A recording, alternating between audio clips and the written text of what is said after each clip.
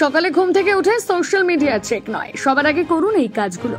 আপনার জীবনে সাফল্য আসতে বাধ্য, কেটে যাবে সমস্ত বিপদের খরা। কোন কোন কাজগুলো করবেন দেখুন। বর্তমান যুগের বিরাট বদল এসেছে।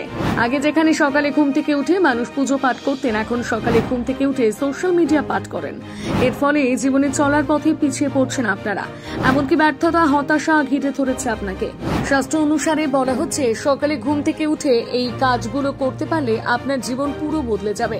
সকালের শুরুটা যদি মাঙ্গলিক কাজ দিয়ে শুরু করেন, তাহলে গোটা দিনটাই মঙ্গলময় হয়ে উঠবে। আজ আমরা এমন কিছু কাজ করার কথা বলবো যেগুলো করলে আপনার সৌভাগ্য আপনার দুয়ারে হাজির হবে। 1 নম্বর, নিজের হাতের তালুর দিকে তাকান। বৈদিক শাস্ত্র অনুসারে আমাদের ভাগ্যের সাথে হাত ও পায়ের বিশেষ গুরুত্ব রয়েছে। তাই সকালে উঠে কোনো দিকে না তাকিয়ে সবার আগে নিজের হাতের তালুর দিকে তাকান।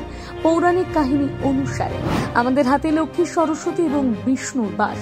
তাই সকালে উঠে এই কাজটি করলে একসাথে 3 দেবদেবীর আশীর্বাদ পাওয়া যায়। এর ফলে নতুন যে কোনো কাজই করুন না কেন, তাতে সফলতা আসবেই আসবে। 2 নম্বর, পা মাটিতে ফেলার নিয়ম।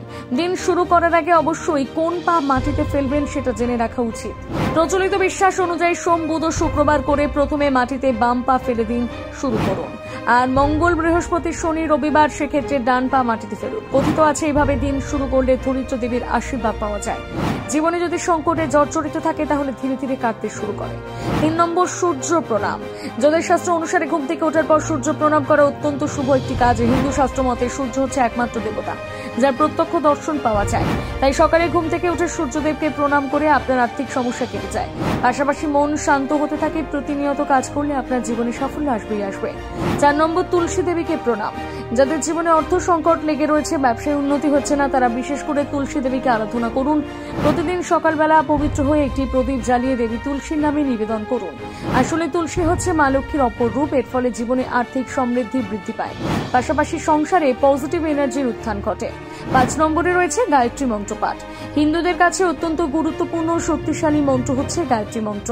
এই মন্ত্র পাঠ করলে জীবনের সিদ্ধি লাভ করা যায়, সাথে সমস্ত বাধা বিপত্তি দূর হয়, এমনকি জীবন থেকে শত্রুর বিনাশ, অশুভ শক্তির দমন ঘটে। তাই প্রতিদিন সকালে গায়ত্রী মন্ত্র জপ করুন, এতে জীবনে অনেক উপকার পাবেন।